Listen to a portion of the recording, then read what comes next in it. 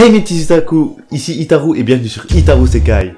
Aujourd'hui je vais vous raconter l'incroyable histoire du manga. Si tu viens de découvrir la chaîne, je te conseille de voir la vidéo qui se trouvera juste ici, pour bien comprendre ce que je vais faire sur ma nouvelle chaîne Itaru Sekai. Alors avant de commencer cette histoire, on va apprendre ensemble un nouveau mot japonais.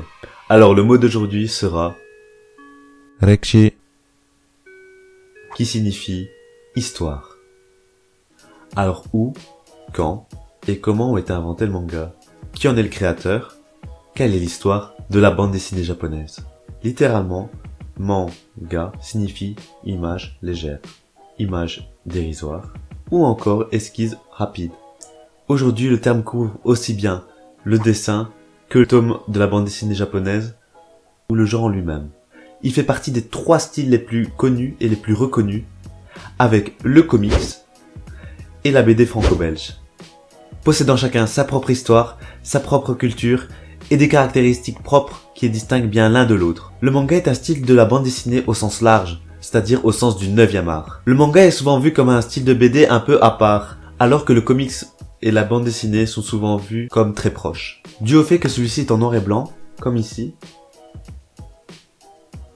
qu'il ait un format plus petit, mais plus épais. De plus, les mangas se lisent de droite à gauche.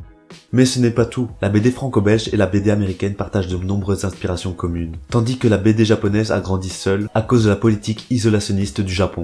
Tout commence en 1861. Le Britannique Charles Wigman s'installe à Yokohama, où il commence sa publication du mensuel satirique The Japan Punch, un an après sa venue. Ce magazine va publier des caricatures et des parodies, et ainsi ce style occidental va progressivement influencer les dessinateurs japonais. 1902, le père du manga moderne, Rakuten Kitazawa, avec Puck, qui est le premier à utiliser le critère manga dans le sens que nous utilisons aujourd'hui. Seulement quelques années plus tard, en 1914, l'éditeur Kodansha publie son premier Shonen Club. En 1923, c'est au tour du premier Shoujo Club. L'une des vedettes phares est Norakuro de Suito Tagawa, qui se rapproche du manga moderne. 1937, la montée en flèche du manga va être stoppée pour une seule raison, la guerre. Et donc, les personnes telles que Norakuro vont servir de propagande. 1945, après la défaite du Japon, le pays est sous l'occupation américaine et le général MacArthur est chargé de la reconstruction du Japon.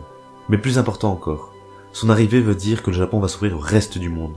Le pays est alors bombardé de productions culturelles américaines comme Disney, comic book, ce qui va leur inspirer une nouvelle génération. Dans cette nouvelle génération apparaît celui à qui on doit le manga moderne, celui qui a révolutionné le manga à l'échelle internationale, la source d'inspiration pour les générations suivantes. Osamu Tezuka, aussi appelé Manga no Kami-sama, le dieu du manga.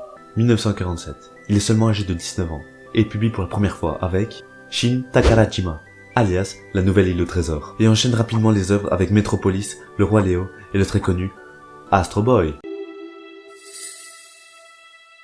Pas mal pour un gars de 19 ans, surtout quand on sait qu'en parallèle, il suivait des études de médecine. 1952, il obtient son diplôme de médecine et s'occupe de 8 œuvres dont Astro Boy. Au total, il dessine plus de 150 000 pages lors de sa carrière. Pour donner un comparatif, Oda, qui est à plus de 975 chapitres, est à peine à 10% du nombre de planches de Monsieur Tezuka, et donc arrive à plus de 700 volumes en 41 ans de carrière. Il meurt d'un cancer à 60 ans, mais laisse un héritage inégalé et de nombreuses techniques, comme les grands yeux inspirés de Bambi, et ouvre donc une nouvelle voie pour la BD japonaise. Passons un court instant en 1957, où Yoshihiro Tatsumi lance le style Gekiga, qui n'est d'autre que l'ancêtre du seinen.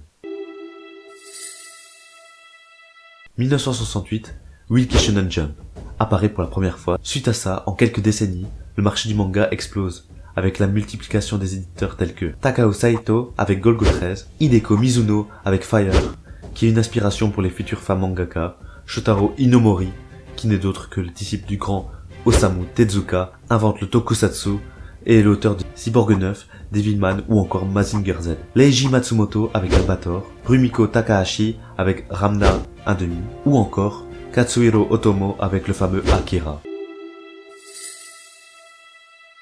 Au début des années 80, le marché des mangas est en pleine expansion, mais là, 2 séries arrivent et vont complètement changer le genre du neketsu. Tout d'abord, Et oui, Dragon Ball de Akira Toriyama fait son apparition en 1984. Alors Dragon Ball, je pense que tout le monde connaît, ou on en a déjà entendu parler au moins. C'est de la baston à l'état pur, dans un univers inimaginaire, mais ayant des ressemblances avec la Terre.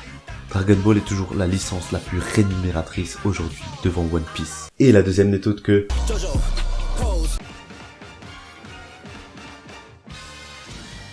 Et oui, Jojo Bizarre Adventure de Hirohiko Araki arrive en 1987, que l'on connaît beaucoup moins chez nous à cause de J'ai lu, qui n'a pas bien communiqué le manga à l'époque de l'adaptation en français, et qui pourtant est une très bonne série, où le style est différent de Dragon Ball avec ses combats beaucoup plus psychologiques.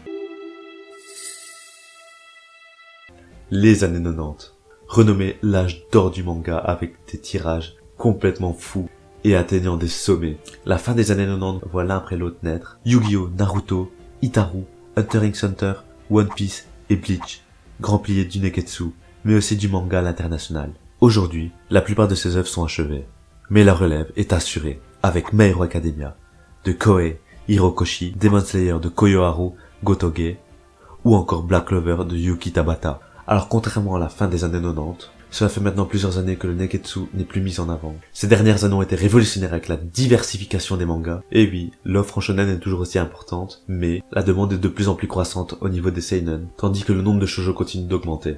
Petite parenthèse pour mes otaku débutants et intermédiaires, si vous n'avez rien compris lorsque je parle de shonen, seinen, shoujo, neketsu ou autre, c'est normal, ne t'inquiète pas. Je vais te concocter une petite vidéo là-dessus. Ah oui, et tout le monde, regardez les commentaires et répondez à ma petite question. On verra si vous avez bien regardé la vidéo.